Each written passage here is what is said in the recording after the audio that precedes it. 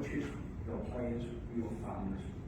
So if you don't make time to focus on this as a key element of what you do, you'll spend countless time in the future replenishing your coaches, your families, trying to retain players. It's just a vicious cycle. So I would say to you all and challenge you all, you're going to hear a lot of great information in the next couple of days. Pick out the things that make most impact in your club and say, no, I'm not going to make excuses. Jonesy told me I've got to do one of these things. So pick it and do it. Now I'm going to give you the bare bones of what is a very privileged model. We are able to offer mentorship to our coaches that is extraordinary because we've invested 11 years in building a framework of education. We have our own learning platform. I am going to give every single person in this room a card that you can go to our platform, complete what we call our foundations of positive coaching, and then decide what it is you want to do. But I'll tell you this, you will all fail unless everything you do within your club is aligned. You have to have a mission.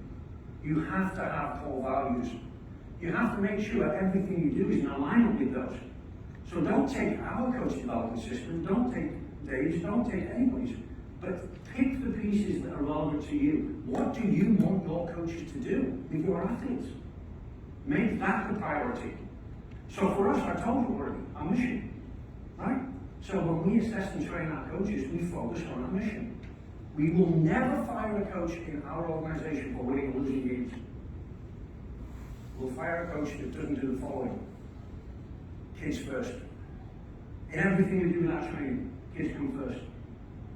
Everything we do before a coach's ego, before a parent's farcical at times aspirations, before the outcome of the game.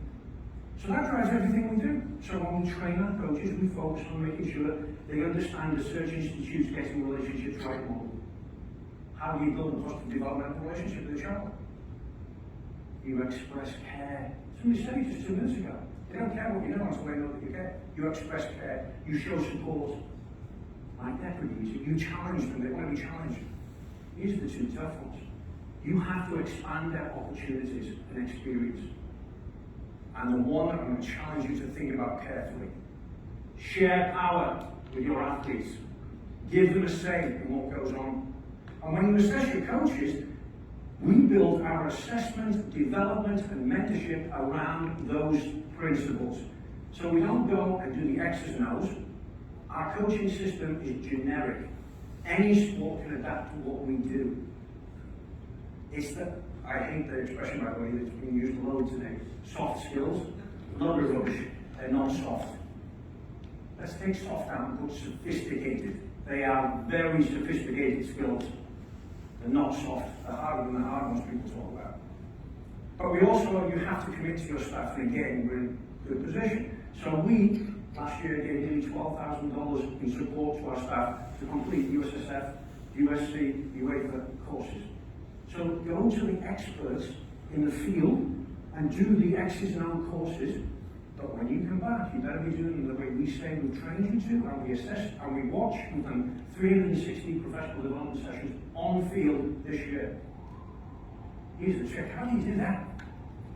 We ask people to volunteer to be coach developers. Coaches that work within our organizations, they enjoy it. We have 37 coach developers in 9 regions in America. They get no extra money for doing that job. They get the satisfaction of helping their peers, the satisfaction of being a mentor as a young person. And I think we're going to get into it later, but there's a relationship that develops that has to be beneficial to the mentee and the mentor.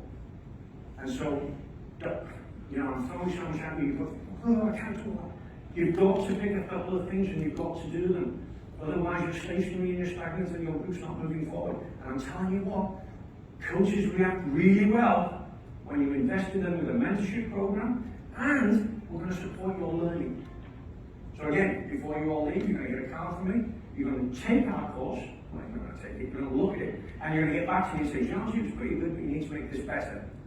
Because everybody in this room, I think, should have the following mindset. Over the next 2 days, I'm going to really practice empathic listening. I'm really not going to be looking at my phone. I'm really not going to be talking to somebody else. I'm really going to practice empathic listening when somebody's speaking. Look it up, it's different to active. And then secondly, when you leave here, you're going to demonstrate a growth mindset in your organization that will become infectious. I'm telling you it will. So does it require effort? Yeah, but less effort than trying to chase your tail when you haven't done it in the first place. I don't know if I answered your question. I tend to speak a lot, so I apologize. I'm around for the next 2 days. Well, I mean, sorry, Dave. I went off on the tangent. I think we're good. Okay.